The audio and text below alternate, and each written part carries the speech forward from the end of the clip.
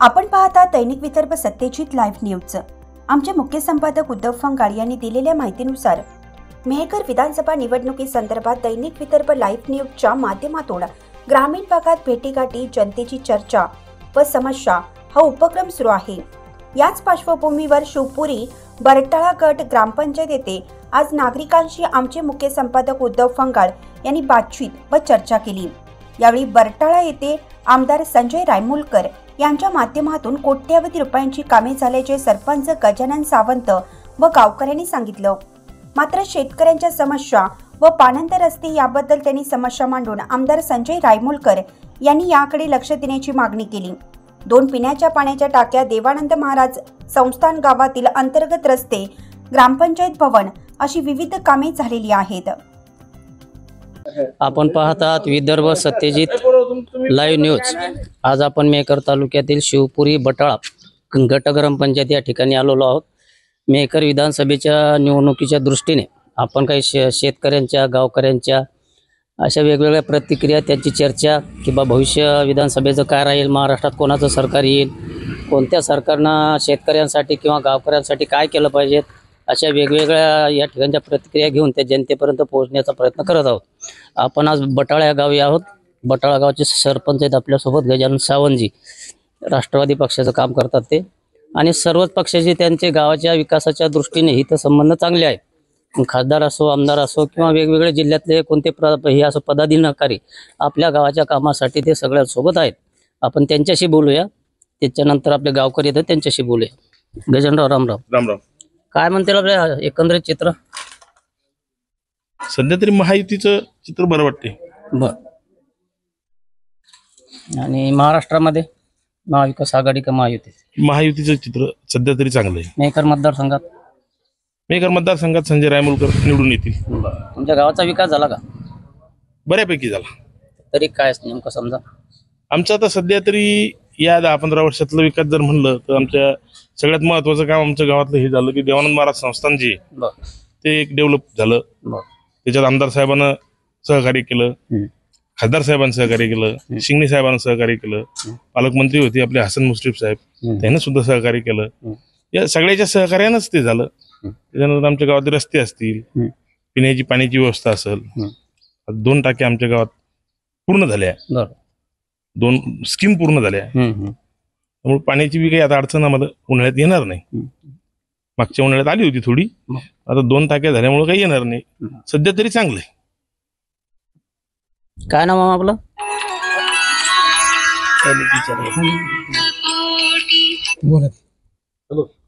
रामराव।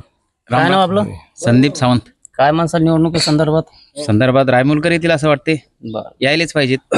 कशामुळे येतील? काय केलं त्यांना? आमच्या गावात भरपूर डेव्हलपमेंट झाली।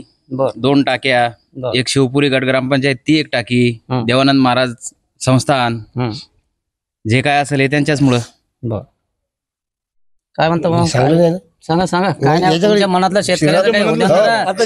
सोयाबीन, काय वीज बिल, काय रायमुलकर साहेबांनी काम केलं समजा, पण महाराष्ट्र सरकारनं बी काही ना काही करायला पाहिजे का नाही? नमस्कार। नमस्कार। काय नाव आपलं? भगवान सावंत। बर। काय म्हणते मेहकर विधानसभा? मेहकर विधानसभा संजय रायमुलकर ठीक राहील, पण निवडून आल्यानंतर शेतकऱ्याकरता काहीतरी करायला पाहिजे त्यांनी। नेमकं काय करायचं? शेतकऱ्याचे समजा हमी भावाचं, सोयाबीनचे भाव, त्याच्यानंतर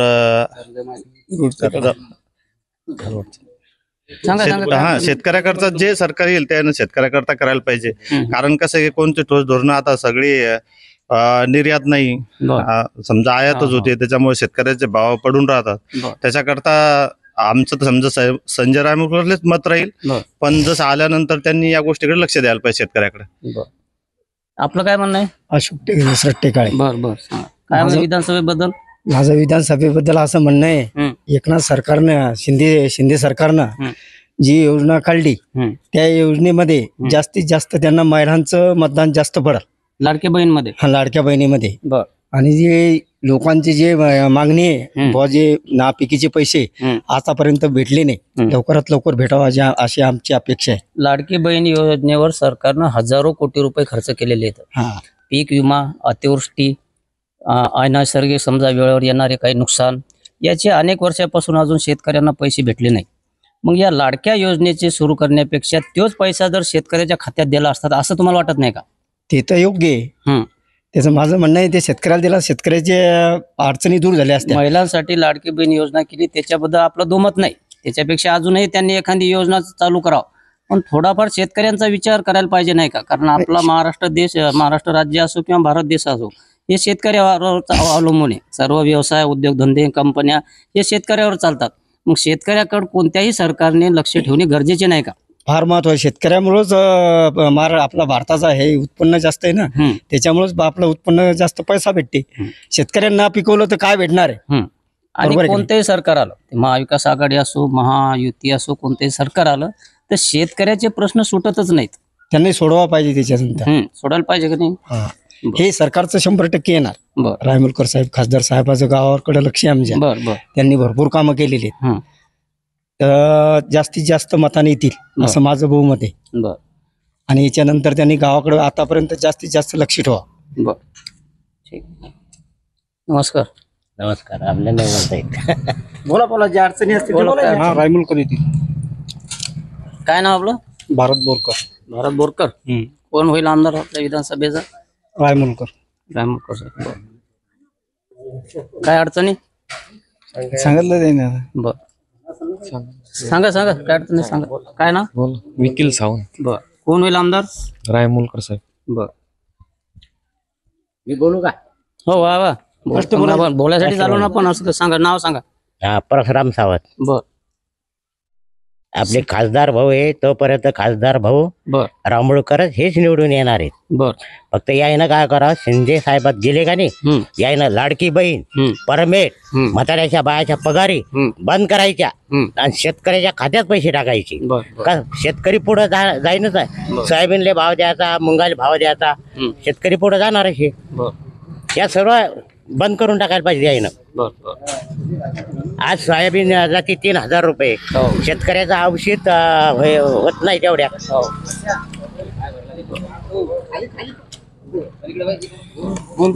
सांगा. पुन्हा रायमुलकर साहेबांनी जे शेतकऱ्यासाठी पांधन रस्ते त्यांच्याकडे बी भरपूर लक्ष द्यायला पाहिजे.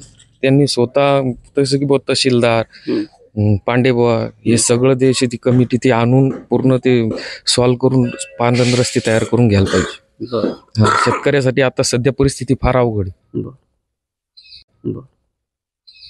एकंदरीत प्रश्न प्रत्येक गावामध्ये आपण जातो तर शेतकऱ्यांचे प्रश्न समोर येतात. त्यामध्ये पांधन रस्ते, पिकांना भाव नसणे, अतिवृष्टी, पीक विमा या संदर्भातले जास्त करून ते प्रश्न आहेत. योजना सुरू करते शासन, त्याबद्दल काही अडचण नाही. महिला असो किंवा पुरुष असो, योजना सुरू केल्यापेक्षा ज्या अगोदरच्या अडचणी असतात, समस्या असतात, त्यावर जर सरकारनं लवकर मार्ग काढा तर अशी परिस्थिती शक्यतो निर्माण होणार नाही.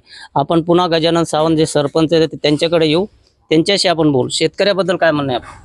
शेतकऱ्याबद्दल सगळ्यात मोठा प्रश्न आहे शेत रस्त्याचा.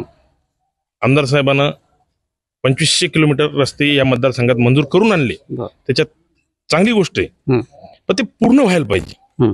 त्याच्यासाठी त्यांनी काय केलं पाहिजे, त्याच्यात गावागावात जाऊन काही शेतकऱ्याच्या अडचणी असतील, त्याच्या मोजणीचा प्रश्न असतो, त्या खुणा असतात रस्त्याच्या, त्या उपटील असतात, तर त्या जुन्या खुणा राहिल्या नाही, तर त्याच्या संदर्भात मोजणी सगळ्यात महत्वाचा विषय आहे.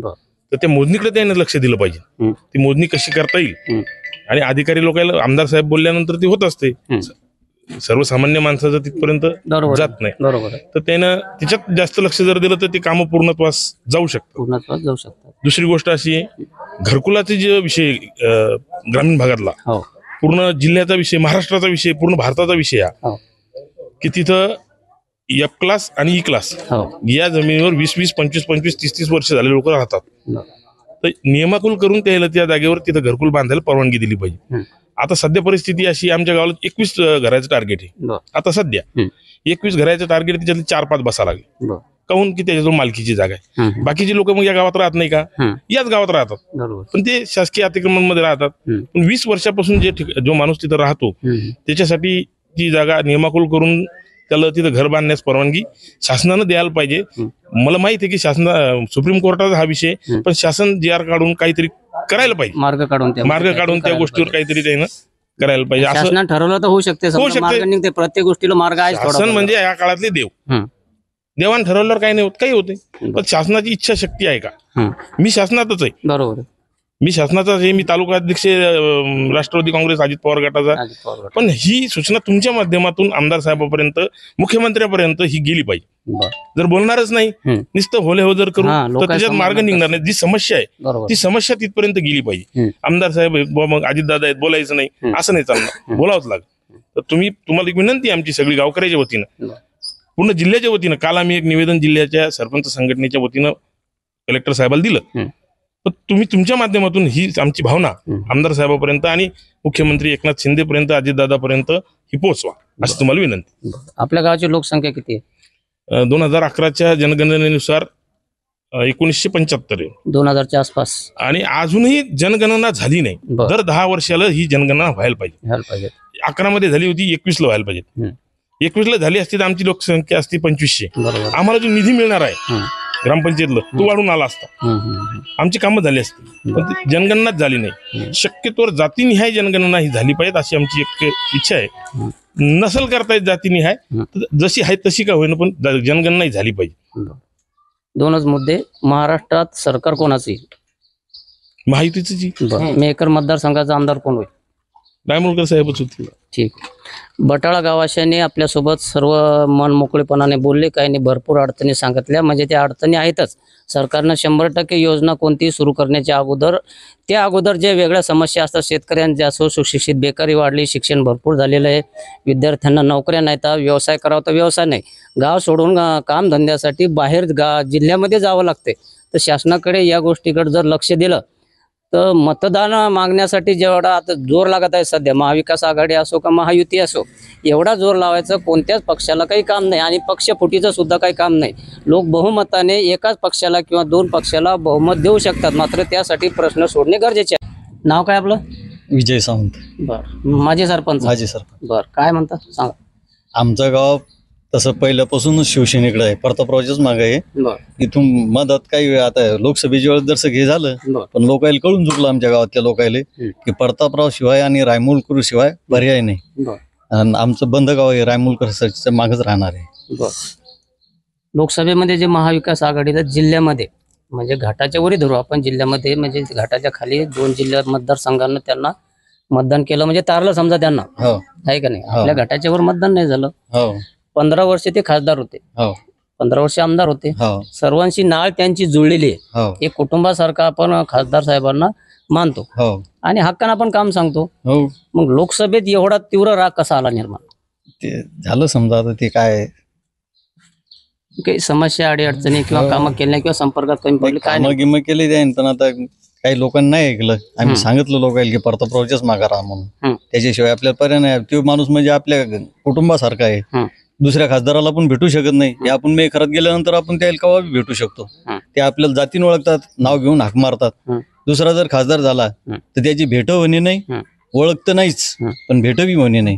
त्याच्यामुळं लोकांना आम्ही सांगितलं की आपल्याला या प्रतापराव शिवाय पर्याय नाही, आपल्या कुटुंबासारखी येते. तर म्हणजे विधानसभेमध्ये लोकसभेचा परिणाम जाणवणार नाही? नाही, आता नाही जाणवणार. आता लोकांना बी कळून चुकलं की हेच निवडून येणार आहेत. म्हणजे महायुतीचे उमेदवार जिल्ह्यात कुठे जरी असले तरी त्यांना मतदान मिळू शकते. ठीक आहे, धन्यवाद.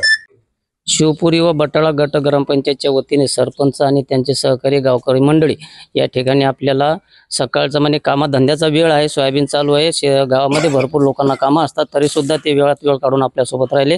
त्याबद्दल विदर्भ सत्यजितच्या वतीने मी त्यांचा आभार मानतो.